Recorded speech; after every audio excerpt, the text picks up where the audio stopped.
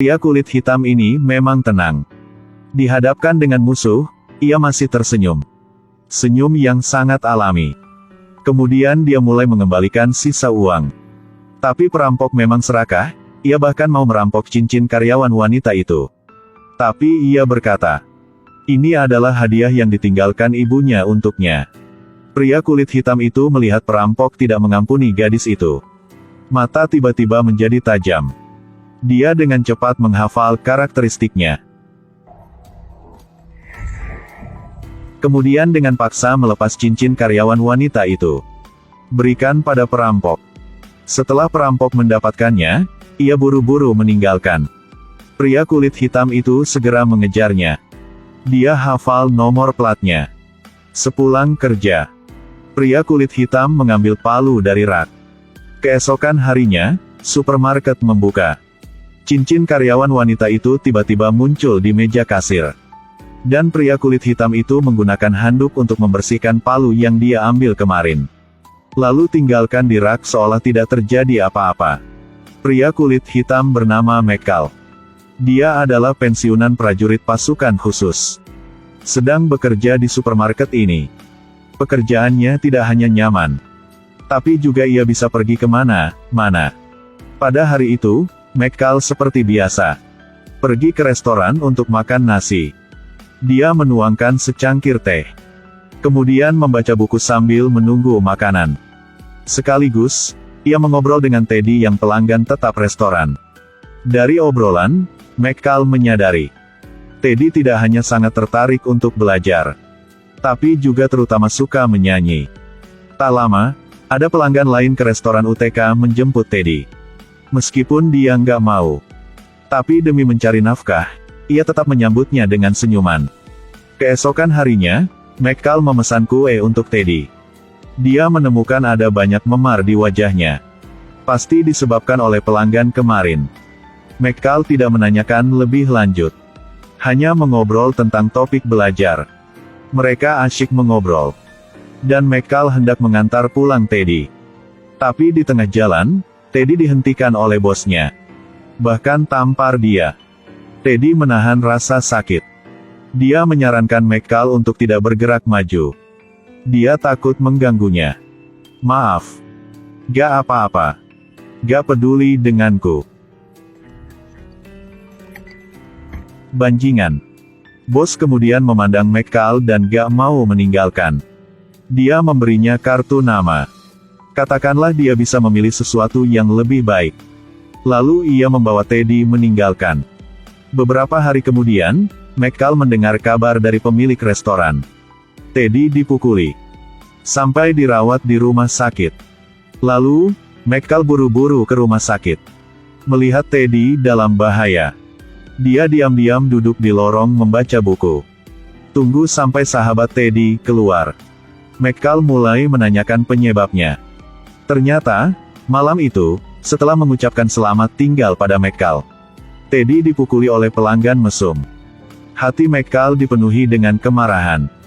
Dia menggunakan semua tabungannya. Lalu bertemu bos Teddy. Ingin menggunakan uang sebagai ganti kebebasan Teddy. Tapi bos diejek. Karena jumlah uang yang sedikit ini, Teddy bekerja seminggu, dia juga bisa menghasilkan untuk bos.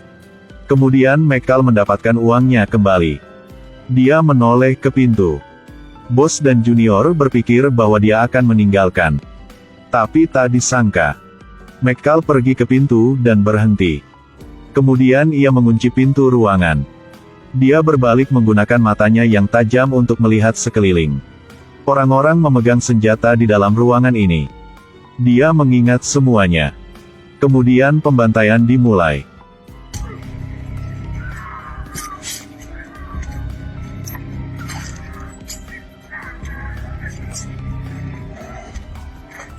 Michael duduk di tanah. Dia memperingatkan bosnya bahwa dia dapat mengambil uang. Setelah itu, ia pulang ke rumah dan mulai mencuci darah dari tangannya. Michael berpikir, kali ini dia menangani semuanya dengan sempurna. Tidak disangka, kakak bosnya adalah pembunuh.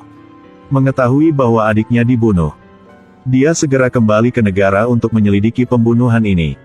Bertekad untuk membalaskan dendamnya. Melalui jejak adegan, pembunuh itu telah bisa menebak lawannya adalah Master. Kemudian, melalui kamera, dia menemukan foto McCall. Pembunuh itu kemudian menyamar sebagai petugas polisi. Datang ke rumah McCall. Dia ingin memeriksanya. Dan McCall merespons dengan lancar. Menandakan dia kebetulan lewat. Meskipun kedua belah pihak tidak mengungkapkan celah. Tapi satu adalah prajurit pasukan khusus teratas. Yang lainnya adalah seorang pembunuh profesional. Keduanya telah menemukan identitas satu sama lain. Malam berikutnya, McCall ke restoran UTK makan malam. Seorang buruh masuk ke dalam.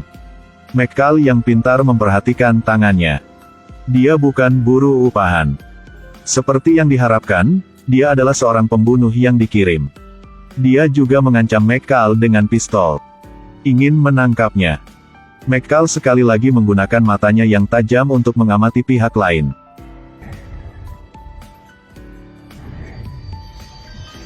Kemudian bertindak tegas. Setelah membunuh sang buruh itu, McCall keluar. Dia memegang HP. Membidik pembunuh yang ada di dalam mobil. Lihatlah. Setelah berfoto, ia buru-buru meninggalkan. Pembunuh dengan ekspresi terkejut memerintahkan bawahannya untuk mencegah McCall. Tapi dia dengan lembut dibunuh olehnya.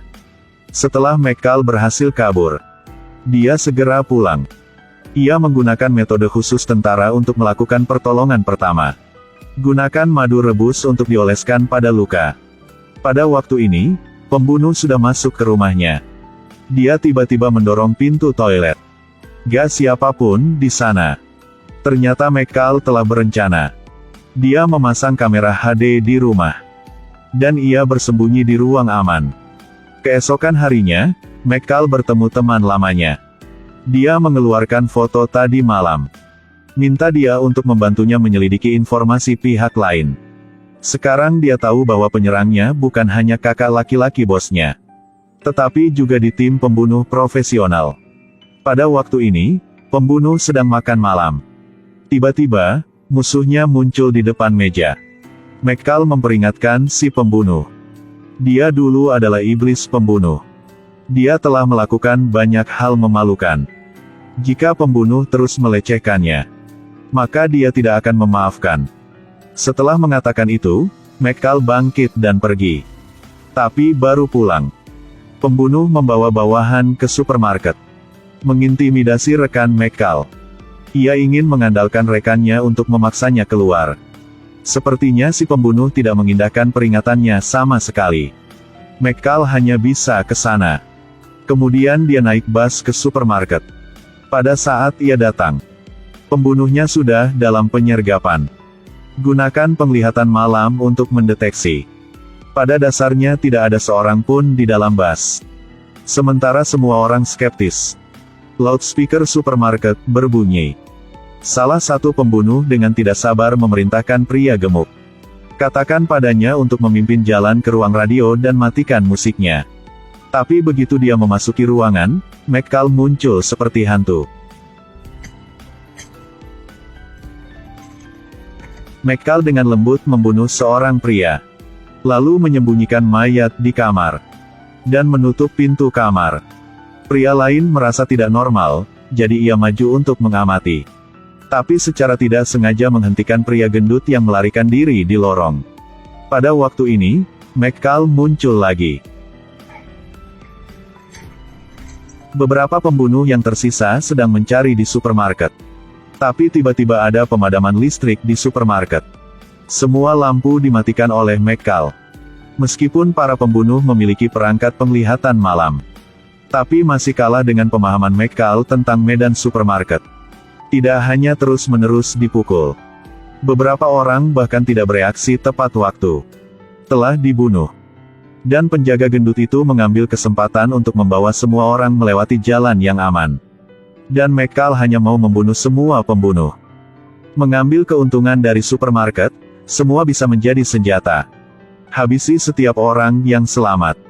Pada akhirnya, hanya bos pembunuh yang tersisa. Pembunuh licik menemukan lokasi pria gemuk itu. Tepat saat dia akan menembak, paku baja datang. Ternyata itu adalah McCall dengan pistol paku muncul di belakang. Pembunuh menahan rasa sakit bersiap untuk melakukan serangan balik. Tapi McCall dengan paku tajam, menembakkan tembakan fatal. Tembak si pembunuh di depannya. Sama seperti itu, organisasi pembunuh yang jahat dihancurkan. Beberapa bulan kemudian, McCall kembali ke kehidupan normal. Dan Teddy. Ia tidak melakukan pekerjaan lama lagi. Ia pergi ke sekolah. Harapan untuk dapat menjalani kehidupan yang bermartabat di masa depan. Klik like dan follow saya. Sampai jumpa.